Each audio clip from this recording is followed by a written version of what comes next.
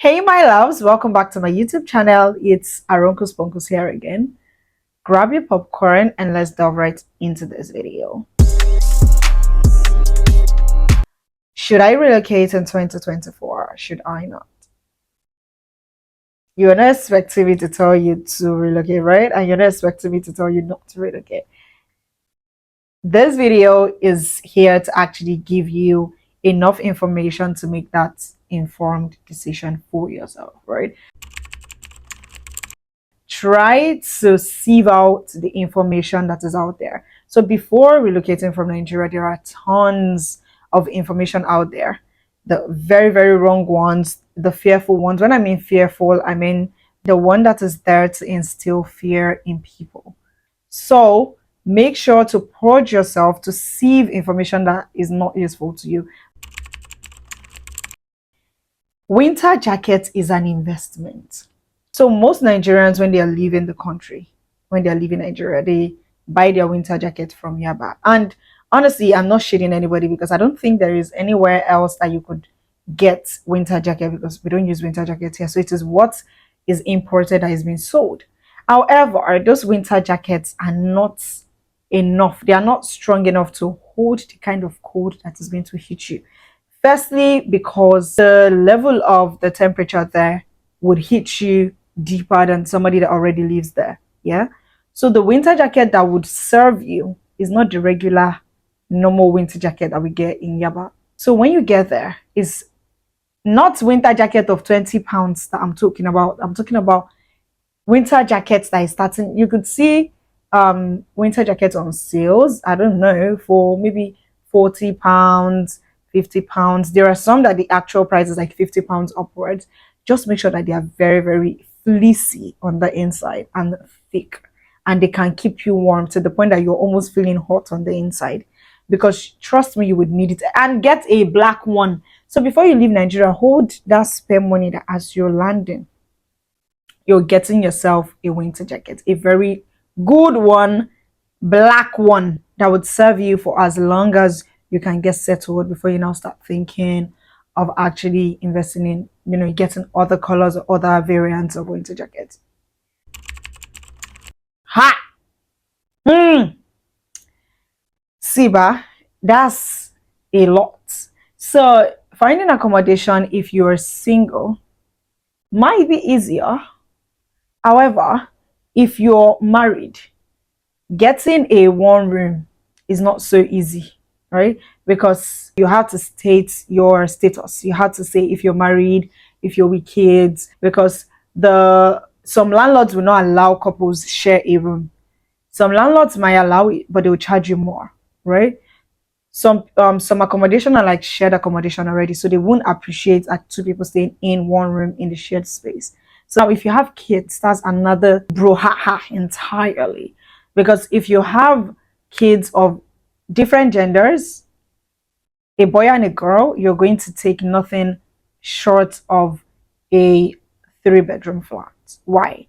The guy would stay in a different room, the girl would stay in a different room, and the parents would stay in a different room. That's 3-bedroom flat. If you're lucky, your children are of the same gender, 2-bedroom flat, two of them could share. Part of the accommodation that actually is tougher again is the part where they are expecting you to have guarantors, to have people to sign up for you to say, oh, okay, if you default in your rent, you're just coming into the country. If you don't have family over there, who is going to be your guarantor? So it's usually very difficult. Sometimes they ask you for pay slip. Honestly, it doesn't make sense because I'm supposedly an immigrant, a new one at that. How am I supposed to have all of these things you guys are asking me for, right? It's just like really bad and messy. So before you leave here, make sure that accommodation money. So people are lucky enough to have found accommodation from here.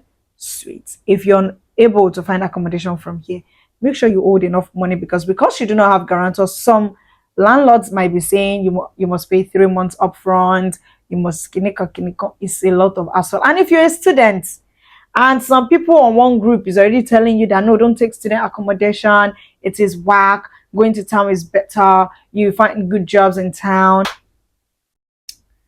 Hey, take that accommodation first. The accommodation that your school is proposing to you, first things first, grab it. If at the end of the day you no longer pay, or you don't take it, or you take it and you decide to move out, that's fine. But saying you want to go and look for accommodation outside when you don't know, it's not as if you have one uncle that is staying there. That, see, Coco, just take the school accommodation if you're a student, if you have the opportunity served to you. Now, that's that about finding accommodation. If you're relocating in January, December, January, February ish, getting a job is a hassle. Why? That's the period that most companies have like unwinded. So they are not looking to employ until March, April. Like that's usually the start of a new year for them in the UK. So December, most companies have gone on break. January, they're resuming. They're like, doing end of year kind of things. February, March. March is like the start of a new year, so they start to re-employ. So if you go in January, February, be prepared to receive, unfortunately, which automatically means that you have to have enough money set aside for those period when you're not working, because you're going to feed bills. The moment you land in the UK, your bill starts. That's not like you get to the UK, you're staying with one auntie. Your bill has started reading, starting from your phone bill, my dear. Shall owed money, or if I don't get the job early, right? Now, for students, 20 hours is not so easy to get 20 hours job. Most companies will tell you, oh, we're looking for full time. Unfortunately, we're looking for full time, full time. So old money. The roboting of all of this is old money. So you've seen old money for winter jacket, old money for 3 months accommodation upfront. So people even tell you 6 months. Old money for, in case you don't even see before you even see the one that will even say 3 to 6 months for accommodation, you probably are already in hotel. Your money is going. Old money for, what's that thing again? Feeding while waiting for a job offer. If you're not a student, if you're a full timer, you are most likely to get a job faster than a student, right? Because you're working full time.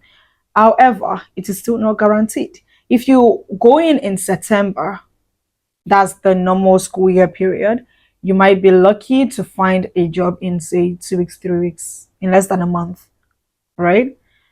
So, but if you don't, the bots hold money.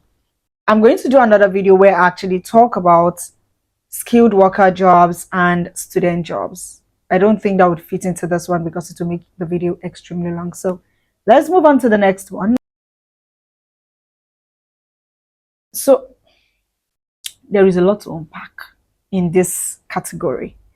So now let's look at the category where the husband is the dependent. So the wife is the student. That's for the student category. It's not so easy for a pregnant woman to navigate school and work at the same time because she has to work 20 hours, which, except you guys decide that you don't want her to work. Now, what are the chances of you getting a job easily as the main applicant? I'm sorry, as a dependent, that's a person to work full time.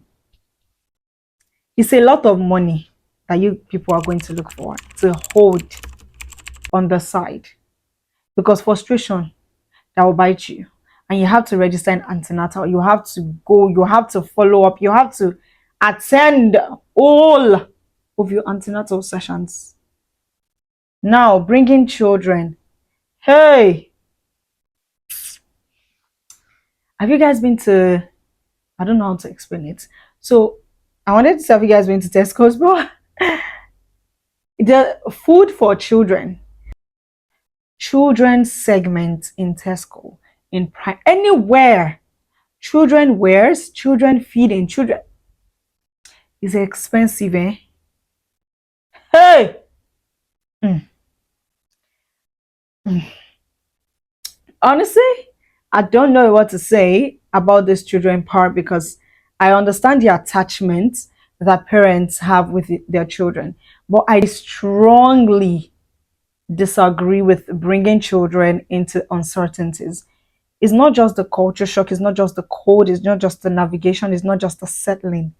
You guys are going to be navigating a lot of things, trying to understand the system, trying to know where, especially if you've not got accommodation, just come first. Come first. Leave your children back. When you are settled, you've gotten a hang of the space. You can bring those omolomos. But coming and shoving those children into a space that you are unfamiliar with, you, especially if you don't have enough resources, you don't have backbones, like you don't have family, you don't have friends. Even if you have friends, safe. If you don't have people that are ready to support you or take you in or help you through the first settling in period, just leave those children back. You can always bring them whenever you're settled already. Leave them first. Hey, I said my own. And again, it's not even just about the expenses or the extra cost of bringing the children at first go. So the entire system is not as carefree as the way it is in Nigeria. Like maybe you have a boy, a child that is a little bit grown and a smaller one, and you think, oh, you and your spouse, you want to go and pack shifts. You now leave the older one to care for the younger one. If they knock on that door and there is no adults supervising those children, we are supposed to like, say for example, when I was staying in school accommodation, that time I was even sick at the time, so I just even went to the kitchen to wash plates, or I can't even remember what I was doing in the kitchen. So there is this truck that used to pack dirt. I think it was a dirt truck, or was it a delivery truck? I can't remember which particular truck it was. Now there were this particular family in the school accommodation then. Their children were always making noise. Hey, I saw Shaggy at the back of my window. They're always yelling and playing and playing. So when I'm tired and I want to rest, they're always there. I go out and I'm like, why are you guys here? A park is 3 minutes walk away from here. Just go to the park. They're like, their parents said they should not go to the park. And I'm like, I don't understand. You're disturbing. You guys are yelling. You're screaming. You're disturbing me. Do you understand? So there was this one day I was like, why did your parents tell you not to go to the park? And they were like, and the parents are not available because apparently children can go to the park without an adult supervising them, right? So those children, some of them were like grown. They're like teenagers, but they can't go to the park with the younger ones because it's not their duty to supervise younger children. They're supposed to be a proper adult with them. Now those parents have gone to park shifts. Those children will now be playing at the back of people's windows, yelling. This particular day, I was in the kitchen. I think it was a delivery man or something, went to deliver something. And by the time he came to the truck, he was about to drive. Now, these children, this particular set of children again, that were always like yelling and playing, the boy was under, like he was hugging one of the tires in the middle, or was it at the back? So the driver was there. The driver was honking. I think he had looked at the mirror and was honking. I was not like, because in the UK you don't honk. So I was just looking at what, only for me to see that small boy playing under, he's under the car, like under, around the tire, was hugging the tire. And you know the crazy part was the teenage children, like the ones that were older, stood by the side and they were looking at the boy and the man. The man was honking. This man came down. He was honking. This boy did not leave. This boy thought it was a joke, like it was play. It was a very small boy, so to him it was play. This boy went to hug. He was the man was honking. He will run and come back, run back. And this man came down from the car. He was so livid. He was pointing at the boy. What's wrong with you? Get away from me. The man was so mad. So the older ones held the boy. The boy was now even still struggling. He wants to go back to the car. I was sick, but I was almost shouting that share Morty, like you know that kind, like I was so, the truck driver was so livid. Now let's assume that was Nigeria. Let's not even go far. Let's even forget it was Nigeria. Let's assume it was a Nigerian driver. Kilo drew me fair why they be tire. Also, I parked a car, right, just to deliver. I get into the car. I'm driving off. It would have crushed that boy. it would have crushed that boy. You needed to see how livid that man was when he came down from that truck. He, if he could slap that boy, he would have. He came down, walked towards them. Me, I now called my friend. I was like, girl, if you see what just happened, I was not because she lives like in the same place. Like our houses are like 2 blocks away from each other. So I was just telling, she was like, hey, that she was hearing this honk that Akilo Shelle in UK. Why are they honking? After that, this was what happened though. That was that she went to the group, like one general group, and started me. I don't like talking inside group. Wait, what's my own? She wrote the epistle, lamented, and all of that. Then another guy now said that's true, that he actually heard the uncle, was wondering what was happening. That's one lady that was actually living in the same house that those children were living. Typed in the group and said, she was by a window, that she saw everything that happened. It wasn't that deep. I don't blame you. If that guy had reported that particular house, the house number, all the children they would have been taken to social service. All of the children. Do you? I don't think they understand. The parents understand the concept of where they are at. They don't know. It's shifts they want to pack. Today shift, tomorrow shift, next tomorrow shift, next.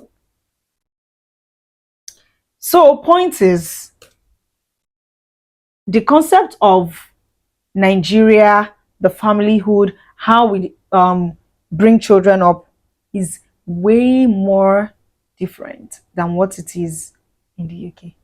So you need to familiarize yourself with the culture. That's my 2 cents about it. There's a lot more to say, but let's not elongate this video. That's all I have to say about this one. Transportation in the UK is a lot. Depends on where you are at. Scotland, to be precise, you need to get a car because the transportation network in Scotland is crap. Crap, my love, is an understatement. It is non-existent. Let me put it that way. Let's just leave that one that way. So you need to get a car. And a lot of jobs actually in some parts of the UK require you to actually have a car. Like at the point of interview, they'll ask you, do you have a car? Especially if you're looking to do care, support, they usually lean more into people that actually have cars rather than people that don't have cars, if you get what I mean. So having a car in the UK is an asset. So it would be advisable to get your international driver's license before you leave the country. However, your international driver's license is valid for just 1 year after arrival in the UK. So even if you get to the UK December 1st and you bring your international driver's license June, you get it in June. Maybe you travel back to Nigeria and you get your driver's license. It is valid from December 1st when you got into the country. So you have just 6 months left on it. If you're looking to get a car, please not get a tinted car. And if you're getting a tinted car, make sure the tint is tested. There is a particular degree or limits you're supposed to have on your tint or whatever. Just don't get a tinted car, period. And then you can then proceed to do your theory test while you're with your driver's license, your international, then your practical test to getting your proper UK driver's license. Transportation is expensive. If you're living in London, I don't think you should bother with a car because the transportation network in London is every Lonely. Oh, Shodi. Oh, I don't think getting a car in London is even a smart thing to do because to put your car on the road, go. Another thing about getting a car in the UK, your insurance. Google insurance companies. Phone them. You don't have to buy from the whoever one you're phoning. Phone different companies. Hear out their offer, what they have to offer you, your kind of car, your year, your location. Those are the things that actually determine the price of your insurance. If the area you're living is accident prone, like if there's been a lot of reported accidents in that axis, your insurance is going to automatically go under I. If you are parking by the roadside, insurance is likely to go up. I'm saying this because when I wanted to get my car insurance in the UK, a Nigerian guy actually billed me £100, which I beat down to £80 to help me get insurance when I could actually get it for free and cheaper from the company directly. Yeah. your people be the people actually doing you. So call, do not say, I want to do insurance, I don't know what to. Call their companies. Go online. There's Admiral. There is Marshmallow. There are several insurance companies all over the internet. Check. Call their company. Call their customer service. I want to get insurance. They'll speak to you. Follow up with you. Give you the best. Tell them that is it expensive? Is there discounts? Is there connect? Look for the best price possible for you. So don't go ask your next door neighbor or your black person thinking they're here to help you, especially if you think, I know a black person that has a car, let me ask him. Don't ask anybody because they will milk you dry. They will I shall told you my own. For students, life and reality after school, my dear, it's not just you leaving Nigeria and relocating to, like I said, I'm going to make another video about Jackpot routes. So I don't think I should actually include this one in this video because it's already looking long for me. So the reality of others versus your reality. People over there could tell you, oh, when I got here, I know people said this is how it works, but I got it better. I I got an accommodation so quick. Like immediately I got there, somebody was nice to me. They gave me accommodation. I stayed there. That's their reality. But that's not usually how it works all of the time. I pray for good soft landing for you if you choose to relocate. However, prepare for the worst. If the best comes at you, thank God. If not, at least you're prepared for it. So do not take people's stories to heart, right? Because I don't know how to explain this, but I just need to say, do your own personal research. Understand how things work. Read. Go to the websites. Read. Digest the information for yourself. Find out this information for yourself. A lot of people are about to leave Nigeria, but they are looking for money so bad that a lot of the information that they actually need to help them when they get there, to help them land or settle in softly, they ignore. They are blinded. And I understand, honestly, I totally understand the craze when you're about to relocate. There is so much you want to make sure that the money is sufficient. You're paying for this one tomorrow, you're paying for that one. It's today POF, tomorrow and dollars increase, dollar is unstable. See, I understand. However, do not leave the other part of this relocation journey to chance because my dear, you go see Shege Banza with uku on top of it.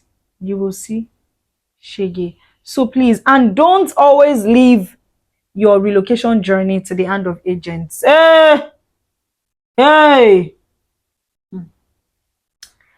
my dear,